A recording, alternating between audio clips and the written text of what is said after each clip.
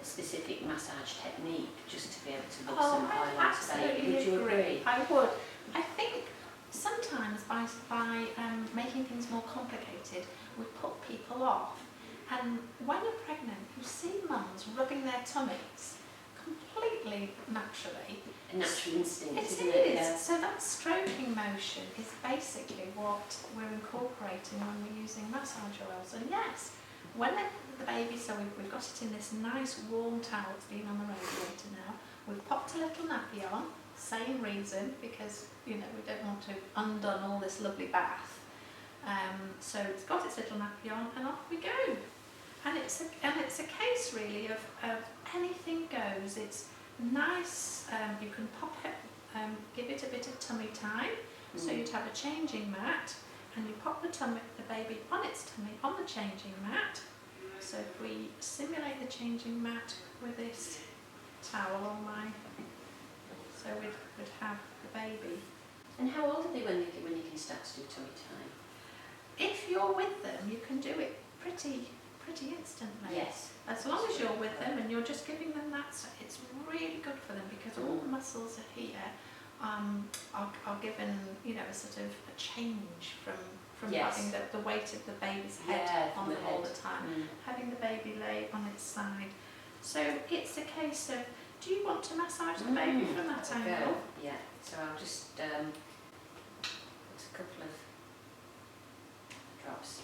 And do you think it's best to warm it into your hands first? I naturally do this, yes, just to kind of get it into a nice... I think lots of people who know me will know that I have cold hands. And I always have to say, I'm so sorry, and I do everything I can to warm them up.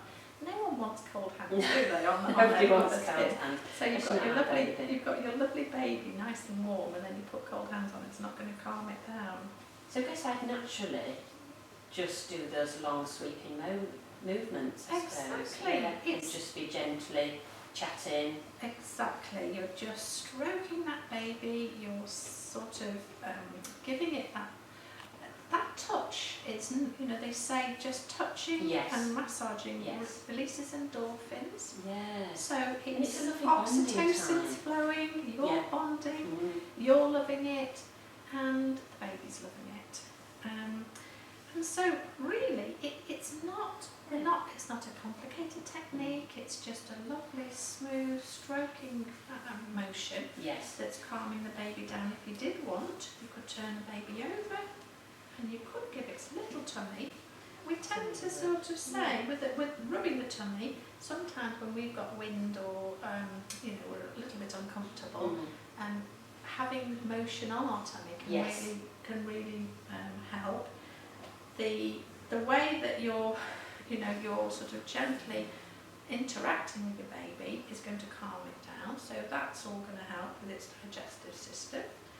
And you can do anything. You can sort of count. You could do round each toe and count its little toes. Around the garden. Exactly. You could use those little... I think it's trusting your instincts, isn't it? There always seems to be so many rules and things, and you kind of get a bit nervous, am I doing the right thing? And just trusting your instinct and going with that. Exactly. I mean, this little piggy went to market. It's been around for hundreds of years, hasn't it? Classic. So you could do all that with all those little toes.